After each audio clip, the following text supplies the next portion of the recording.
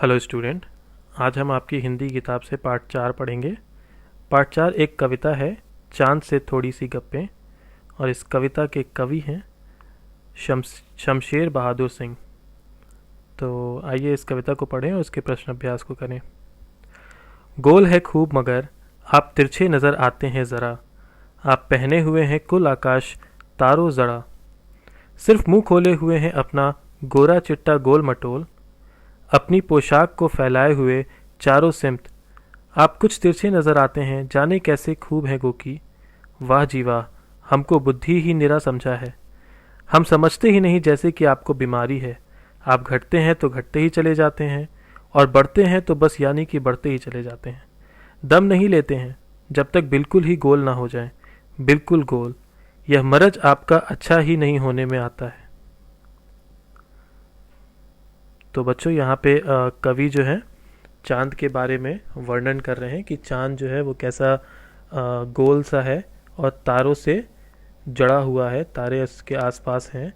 और कैसे चांद जो है वो घटता और बढ़ता है। जब घटता है तो घटता ही चला जाता है, जब बढ़ता है तो बढ़ता ही चला जाता है।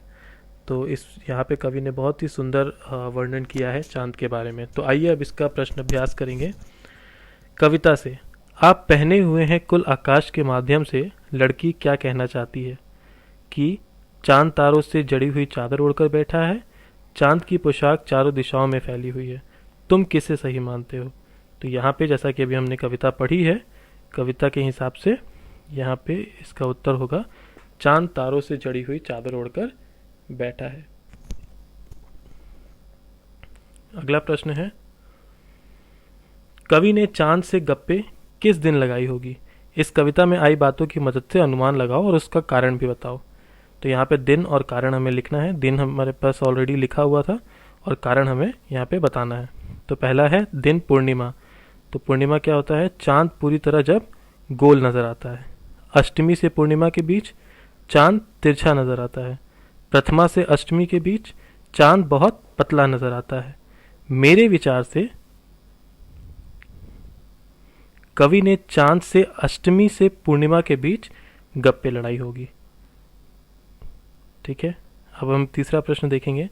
नई कविता में तुक या छंद के बदले बिंब का प्रयोग अधिक होता है। बिंब वह तस्वीर होती है जो शब्दों को पढ़ते समय हमारे मन में उभरती है। कई बार कुछ कवि शब्दों की ध्वनि की मदद से ऐसी तस्वीर बनाते हैं और कुछ कवि अक्षरों या शब्दों को इस तरह छापने पर बल देते हैं कि उनसे कई चित्र हमारे मन में बने। इस कविता में अंतिम हिस्से में चांद को एकदम गोल बताने के लिए कवि ने बिल्कुल शब्द के अक्षरों को अलग अलग करके लिखा है। तुम इस कविता के और किन शब्दों को चित्र की आकृति देना चाहोगे, ऐसे शब्दों को अपने ढंग से लिखकर दिखाओ। तो जैसे हम यहाँ पे चांद, गोल मटोल और तिरछे जो है इस तरीके से लिख सकते हैं। अगला देखेंगे, अनुमान और कल्पना। कुछ लोग बड़ी जल्दी चिढ़ जाते हैं। यदि चांद का स्वभाव भी आसानी से चिढ़ जाने का हो तो वह किन बातों से सबसे ज्यादा चिढ़ेगा। चिढ़कर वह उन बातों का क्या जवाब देगा, अपनी कल्पना से चांद की ओर दिए गए जवाब लिखो। तो यहाँ पे हम लोग लिख सकते हैं कि यदि चांद का स्वभाव आसानी से चिढ़ जाने का हो तो वह तिरछे कहे जाने पर जरूर चिढ़ेगा। घटने बढ़ने की बीमारी की बात सुनकर भी उसे बहुत गुस्सा आएगा। वह चिढ़कर यही जवाब देगा कि वह तिरछा नहीं है, ना ही उसे घटने बढ़ने की बीमारी है। अब हम आखिरी प्रश्न देखेंगे। यदि कोई सूरज से गप्पे लगाए तो वह क्या लिखेगा। अपनी कल्पना से गद्य या पद्य में लिखो। इसी तरह की कुछ और गप्पे निम्नलिखित में से किसी एक या दो से करके लिखो। ठीक है, तो यहाँ पे पेड़, बिजली का खंभा, सड़क, पेट्रोल पंप दिया है। इनमें से किसी एक या दो पे हमें अपनी गप्पे लिखनी है और उससे पहले सूरज से आप क्या गप्पे लड़ाएंगे वो लिखना है। तो हम यहाँ पे उत्तर में लिख सकते हैं, यदि कोई सूरज से गप्पे लगाए तो वह लिखेगा, कभी लाल तो कभी सफ़ेद चांदी से नजर आते हो, तुम सदा ऊपर जाने देते हो, बड़े बड़े वाहने क्या तुम कैसे इतना पीड़ा सहते हो। ठीक है, वैसे ही हम पेड़ से कैसे गप्पे लड़ाएंगे। ए पेड़ तुम हो कितने कल्याणकारी, छाया देते हो, भोजन देते हो, वर्षा का हो आधार। और इस तरीके से तीसरा है बिजली का खंभा। हे बिजली के खंभे, सिर पर तारों का जाले, तुम क्यों लंबे खड़े हो, करंट मारते खूब हो। ठीक है बच्चों, अब यहाँ पे कुछ कविता में कुछ शब्द शब्द थे जो कि कठिन शब्द हैं, उनके अर्थ हमने यहाँ पे लिखे हुए हैं।